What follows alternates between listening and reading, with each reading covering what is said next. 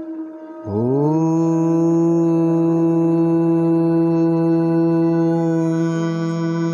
श्री परमात्मने नमः। जय श्री कृष्ण। क्षुद्रम हृदय दौर्बल्यम त्वक्तोत्तिष्ठ परंतपः। श्री कृष्ण भगवान के यह कहने पर कि अर्जुन तुम हृदय की दुर्बलता को त्याग कर युद्ध के लिए तैयार हो जाओ, अर्जुन थोड़ा और असहज हो बोले।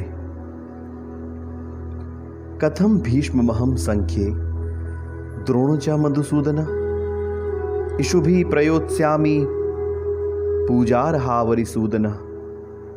कापण्य दोषोपहत स्वभावः पृच्छामि त्वां धर्म सम्मूढ़ चेतः। यच्छ्रेयस्यानिश्चितं ब्रूहि तन्मे शिष्यतेऽहं शाधिमा त्वां प्रपन्नम्। हे मधुसूदन, मैं रणभूमि में किस प्रकार बाणों से भीष्म पितामह और द्रोणाचार्य के विरुद्ध लड़ूंगा, क्योंकि हे अरिसूदन वे दोनों ही पूज्यनीय हैं। इसलिए कायरता रूप दोष से उपहत हुए स्वभाव वाला तथा धर्म के विषय में मोहित चित्त हुआ मैं आपसे पूछता हूं कि जो साधन निश्चित कल्याणकारी हो वह मेरे लिए कहिए, क्योंकि आप मेरे सारथी हैं, क्योंकि मैं आपका शिष्य हूं, आपकी शरण में हूं, मुझको शिक्षा दीजिए। भगवान ने अर्जुन की अकर्मण्यता को जानकर कि इस समय मुझे अर्जुन को गुरु की भांति सर्वोत्तम ज्ञान देना होगा, बड़ी विनम्रता से मुस्कुराते हुए बोले। अशोच्यानन्वशोचस्त्वं प्रज्ञावादाश्च भाषसे गतासून गतासूश्च नानुशोचन्ति पंडिताः।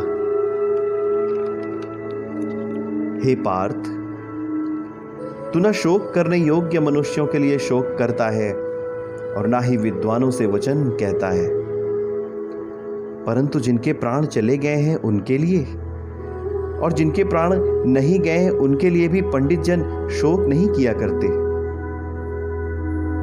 इन सूत्रों से श्री कृष्ण भगवान अर्जुन को जीवन के तत्व ज्ञान के रहस्य के बारे में बताना प्रारंभ करते हैं और एक उदाहरण से शरीर और प्राणात्मा का अंतर समझाते हैं। वासांसि जीर्णानि यथा विहाय नवानि गृह्णाति नरोपराणि तथा शरीराणि विहाय जीर्णा नन्यानि संयाति नवानि देहि। जैसे मनुष्य पुराने वस्त्रों को त्याग कर दूसरे नए वस्त्रों को ग्रहण करता है, वैसे ही जीवात्मा पुराने शरीरों को त्याग कर दूसरे नए शरीरों को प्राप्त होता है। अर्थात शरीर को एक वस्त्र और आत्मा को मूल तत्व बताकर भगवान श्री कृष्ण अर्जुन को यह समझाना चाहते हैं, हमें अपनी आत्मा को सदैव पवित्र रखना चाहिए, परंतु हम शरीर को चमकाने में लगे रहते हैं। शरीर के साथ साथ अंतरात्मा को शुद्ध रखना हमारा परम कर्तव्य है और वह तभी शुद्ध होगा जब हम शोक रहित हो अपने विचार की शक्ति को नित्य बढ़ाते रहें अच्छे अच्छे विचारों से। तो क्या अर्जुन आत्मा की शक्ति से परिचित हो पाया? अगली कड़ी में इसका अध्ययन करते हैं। ओम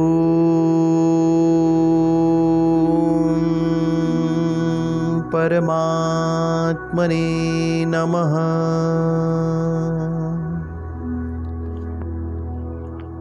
जय श्री कृष्ण।